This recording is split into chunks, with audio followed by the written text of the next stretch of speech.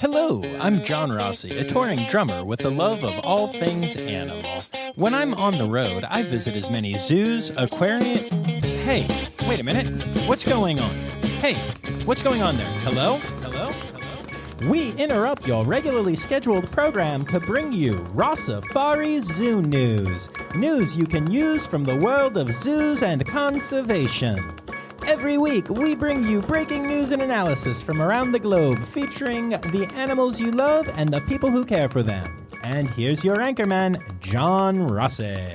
Hi, hello, how are you? Welcome back to Rossifari Zoo News, your look at everything going on in the world of zoos, aquariums, conservation, and general animal weirdness. Y'all, this is going to be a slightly different episode than usual. And I'm not going to lie, it is simply because life is too crazy this week. I'll get into that in a moment. But for those of you who listen regularly, you know this. But if this is your first time listening to Zoo News, frankly, it's not going to be the best Zoo News you've heard. I just said it would be your first time listening. I'm tired, y'all. That's part of this. But we're going to do things a little bit differently this week because I'm currently in Phoenix, Arizona, and we'll talk more about all of that in a moment. But I am in a boutique hotel. Oh, yes, I'm yawning. I'm just going to leave it in. That's how tired I am. And I'm in what they called a boutique hotel. And what I thought that meant was like cool and funky and unique. What it means is, how do I describe this room? It's a closet. Actually, that's unfair to some of the closets that I've been in that are honestly significantly larger than this room. That's not even an exaggeration. It's so small that if you want space to put things like a coffee cup or something, there's a little shelf that you can fold down from the wall, but it's going to actively impact how much room you have for like walking and stuff. It's crazy. The walls are so thin that if anyone near me uses the restroom at all, I hear it. And the water, not the use of the restroom, thankfully. And there's currently a band playing live across the street, playing Foo Fighters terribly, and it is hurting my ears and soul. But fortunately, the sound of that keeps getting broken up by the trains that cross with full-on clanging noises and everything. So, yeah. On top of that, I'm here doing a show, and tonight was our rehearsal and our tech.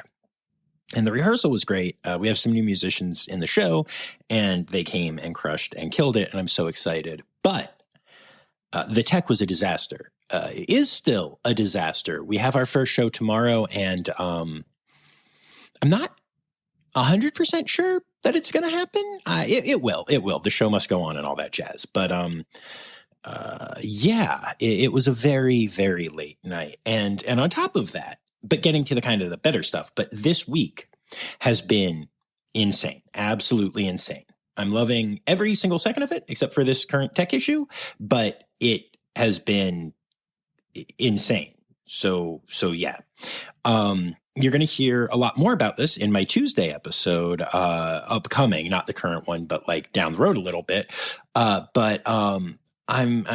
I'm in Phoenix performing Sun Records Live, also known as Under the Sun, the show that I wrote and produced and all that stuff. I flew out early.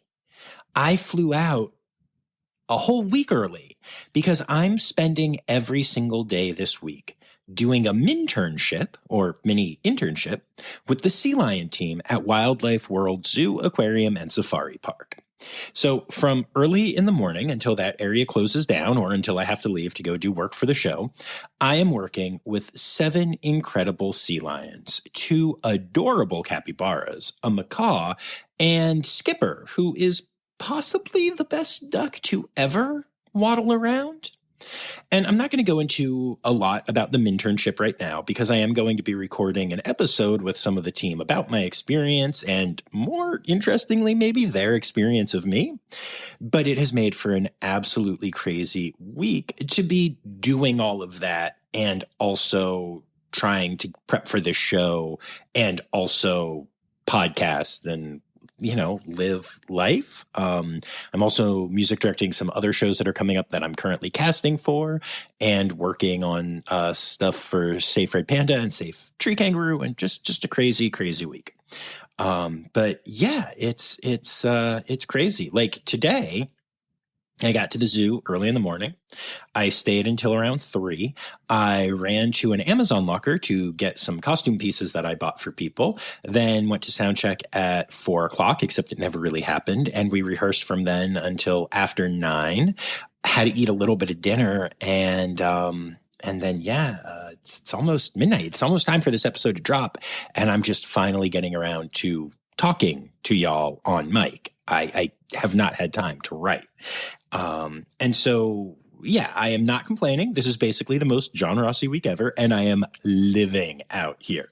Also, frankly, I left a foot of snow in Buffalo, and the temps have been in the 80s all week here. So again, no complaints, but possibly the busiest week of my life. So I'm excited to share that with y'all because, yay, exciting stuff. But also what it means is we just don't have time for all of the zoo newsy stuff this week. On a side note, I did manage to do all of these things this week without almost getting arrested at a zoo. So, that's a positive. But so what I want to do is there is a headline story that I actually researched and wrote up before realizing that this just wasn't going to be a full episode. So I'm going to go through that with you now and then drop a few things on the other side of it maybe, but it's going to be a little quicker than usual. And I love y'all for understanding. And I appreciate that you celebrate these cool things with me, like Wildlife World, and also that you care about the person behind the podcast and that you appreciate who I am and that I'm human and that for over 4 years, we haven't missed a week yet, but sometimes it's a little tricky. Oh, speaking of tricky, here comes that train. I'm going to sleep so well tonight, y'all. At least it's now drowning out a bad Queen cover, if I'm hearing correctly. So I guess that's a move in the right direction. But anyway, let's get to it. Well, it's a 1 for the pandas, 2 for the bears, 3 for the monkeys. Now you should care. Now won't you listen to Zoo News? Or you could do anything but want to listen to Zoo News. Well, it's a Zoo News. All right, so I want to use our headline story time here to talk about what's been going on at SeaQuest since our last update. Now, you may remember that SeaQuest is the series of mall-based, unaccredited aquariums, not to be confused with our friends at Sea Life, which also use malls for a lot of their locations, but which are accredited and are, frankly, awesome. They do amazing sea turtle rescue and rehabilitation work, and they even are the place where the turtle exclusionary device, or TED, that is required by law in most commercial fishing nets to help save sea turtles, was developed and tested. So awesome organization. Sea Life, not awesome organization SeaQuest. Anyway, we mentioned a while ago that individual SeaQuest locations kept closing and that the company was filing for bankruptcy. That was the last we touched on it, and I've been seeing some information from time to time that paints a fairly grim and ugly picture of what is happening, though a lot of it is a bit piecemeal in the reporting. You see one thing at one location and another thing, and I've been working pretty tirelessly the last couple of weeks to try to figure out exactly what's going on. And so this story is based on what I've read and also heard from multiple sources who either are currently or used to be in the company, who, of course, have anonymity here. They are my sources and they shall stay as such. But it definitely opened my eyes to some of what's going on. There is clearly a lot of drama happening here.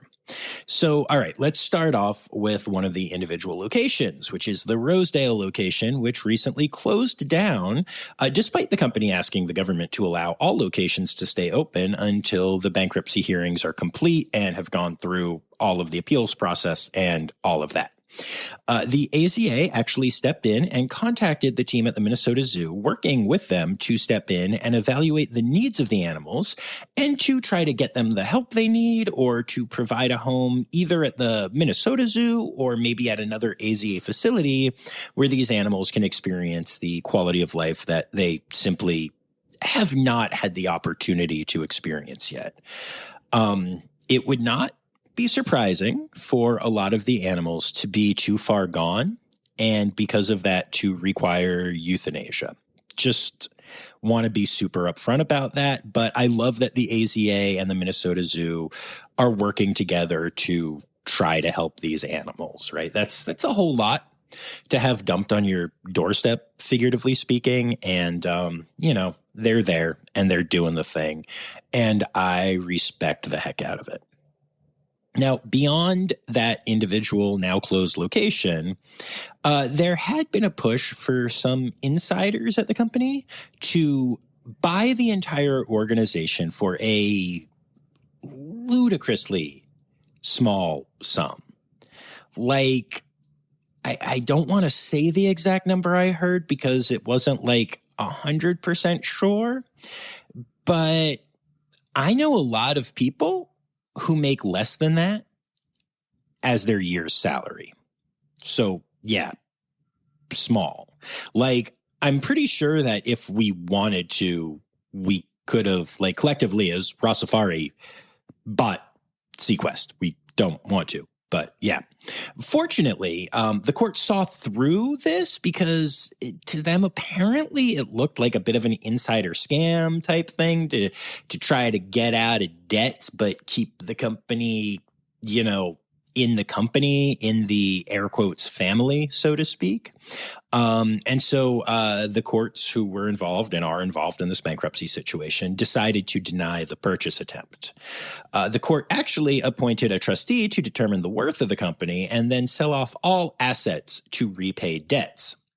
And essentially, this means that all remaining SeaQuest locations will be closing if they haven't already, and that the fate of the animals will be in question to some degree, but that those decisions will be made by authorities, not by the people who own SeaQuest, which, while I always worry about, what judge will get a case and how much they'll understand animals and just all those things, I still feel like that's better than just letting the company keep all of their assets, aka animals, because even if the company itself closes, the people that own the company actually own non-SeaQuest facilities, and I can't imagine that they're just doing a bang-up job at those places when SeaQuest has been such just an absolute disaster, right? So once the court made these decisions and the apparently the bankruptcy hearings went through and everything, multiple locations were raided immediately by the state fish and wildlife departments of the various locations. And some locations, including the Woodbridge, New Jersey location, started to have the process of having all of their animal permits removed effective immediately. Now, this doesn't actually mean that the location immediately had to close, as corporations do have rights and there's a whole appeals process and all that stuff. So actually, you can still go to that location if you want to. But I don't recommend it. At this point, it seems not great things are happening there, right? So yeah, as far as I can tell, unless some long shot legal process saves the company, or unless a serious investor wants to step in and not only save the company, but do so in a way where they could pay off all of the debts so the assets wouldn't have to be sold, and then would be willing to do a huge animal welfare upgrade, which seems unlikely to me because honestly, even if you wanted a chain of aquariums in your profile at this point, I feel like the name is a bit tainted. So yeah, it seems like unless one of those things happens, SeaQuest will soon be ancient history. And honestly, I won't be sad to see it go. I honestly feel like this is a big win for the good name of zoos and aquariums, you know? But I've said this before, and I'll say it again. I do feel bad for the people who work at or worked at SeaQuest locations and were trying to do their best. And I will qualify that statement by saying that I visited a few locations, especially after I started hearing about some of the problems. And I felt like it is my responsibility as a responsible zoo user to see them firsthand and talk about this firsthand. And I will tell you that a whole lot of the staff at the locations that I visited did not try to do their best. I was so bothered by what I saw the last time that I went to investigate one of these facilities that I almost cried. And when I left, it was like I had to run. Like I literally, I didn't run, but I picked up speed and I could not wait to get out of there and get out of the gift shop. I even did an encounter with an animal there. Because I wanted to give the benefit of the doubt. And let's just say that I learned a whole lot about just how not great animal encounters can be, which is pretty crazy because I have a whole lot of great animal encounters. And yeah, it was painful research. But I say all of that to say that I also know people who work at or worked at SeaQuest locations. I know people who used them to get their start in the industry when they didn't have the education or background to get a start at an accredited facility, and then learned the best they could, did the best they could for the animals, and then moved on to a better facility. And those people gave their all to try to improve their locations, to try to give animals that weren't always in the best conditions the best lives that they could. They fought management and corporate and the lackadaisical employees that didn't actually give a crap. And I don't even understand how those people exist. How do you look at these amazing animals and not care? But for the people who were trying and were doing their best, and some who I talked to who stayed not out of loyalty to the company, not because they thought what was happening was right, but because they cared so much about the animals that they felt that it was the only thing that they could do. Because if they walked away, their animals would only have those people and the company that didn't care. I feel terrible for those people. And I hope that, their names aren't tainted like the company's name is. But, for everyone else at the company, they're getting their just desserts, and I hope those desserts taste terrible. It's that whole thing where the reaping is just so much fun, and then you get to the sowing, and it's like, oh my God, I really hate this part. Yikes, this is bad. But yeah, at least this does seem to be the end of the era. Again, fingers crossed, and let's hope this is the last time I have to report on this company, other than to maybe do a quick blurb where I can officially announce they're truly gone for good, or maybe have some cool stories about animals that, leave there and go on to better facilities and have incredible lives. That's the dream, right? Oh, animal, animal holidays. Animal, animal holidays. Hey! All right, and that brings us to our ending here where we do our animal holidays. And it is February, which is Adopt a Rescue Rabbit Month, International Hoof Care Month, National Bird Feeding Month, and Fishing Cat February. But of course, it's only February for the day this episode drops. And then it becomes March, which is my birthday month. And also Dolphin Awareness Month, I guess. And your individual days this week, the first is National Pig Day. The third is World Wildlife Day. And the 3rd through the 7th is National Aardvark Week. And those are your animal holidays for the week.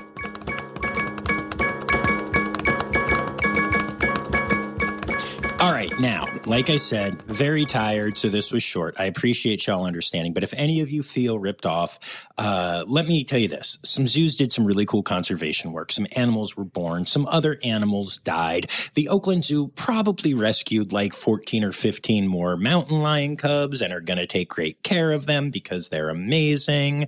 The Columbus Zoo and Cincinnati Zoo did awesome stuff. San Diego Zoo probably did something cool too. All of our smaller zoos did amazing things that we love. Oh, also in conservation news, I guarantee you at least one species was rediscovered this week because that just is happening constantly now. And probably some company has made some wild claim about how technology is going to, like, I don't know, bring back dinosaurs or something. Actually, I did see an article about that. Nope. It was a trailer for the new Jurassic Park movie that is coming out relatively soon. And despite the fact that none of those movies are really good anymore, I'm still obsessed with them all and I'm excited. And wow, I'm just very tired and rambling.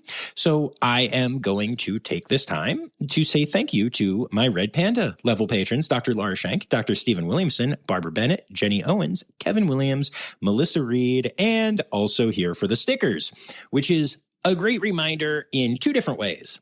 Number 1, if you are a patron of the podcast and you are at one of the levels that gets free stickers, you need to make sure I have your address. I put a thing up in Patreon, but there are still some of you who did not send me your addresses, and that means you're not getting your stickers, and that's cool if you don't want them. But if you do, and I think you should, then that's a big mistake. This month's sticker, and I'm talking February, even though we're going into March here soon, is a tenkile tree kangaroo from that incredible episode we did with the Conservation Alliance that works to save them. And it is gorgeous and cute and adorable and all the things. And so, yeah, you definitely want that. And don't forget that you can become a patron for as little as $3 a month by going to patreon.com/Rossifari. You can actually even sign up for free. And I will be posting links there for the people that aren't at the free sticker level so that you could buy the sticker if you want, if you are still a patron. Yay, patrons. We love you all. I'd also like to say thank you to everyone who sent stories for this week, despite the fact that I didn't use any of them because I suck. But hey, we'll get back to that. So thank you to Anya Keene, Colleen Linehan, Kim Cooley-Croninger, Carrie Kirkpatrick, Kevin Williams, Emily Rockbuck, Barbara Bennett, Crystal Chapman, Strix, Bethany Frymark, Dr. Laura Shank, Marianne Rossi, Jacob Zinn, Rowena White, April Taylor, Jay Meredith, Ali Malensky, Kay Malensky, The Malenskys.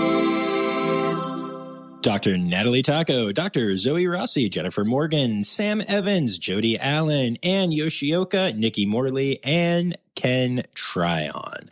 Thank you all so much for contributing, and I'll still use a bunch of that stuff next week, and you'll all get to hear your name in the credits again. So life is good, everything is wonderful, and there's even an outtake at the end of this episode. But before we get to that, I need to remind you all to be back here on Tuesday for the next interview episode, and that the words newsy credits backwards are Steiderk Yiswen. The Rossifari podcast is produced, hosted, and engineered by John Rossi. Editing and fact-checking by John and Dr. Zoe Rossi. Our theme song is Sevens by Nathan Burke, performed by Nathan and John. Interrupting John theme and additional voices by Taylor Isaac Gray. You can reach John directly on Instagram and Facebook at Rossifari or by email at rossifaripod@gmail.com. Rossifari is part of the Daydreamer Media Network. Now, stop listening to me and go visit a zoo.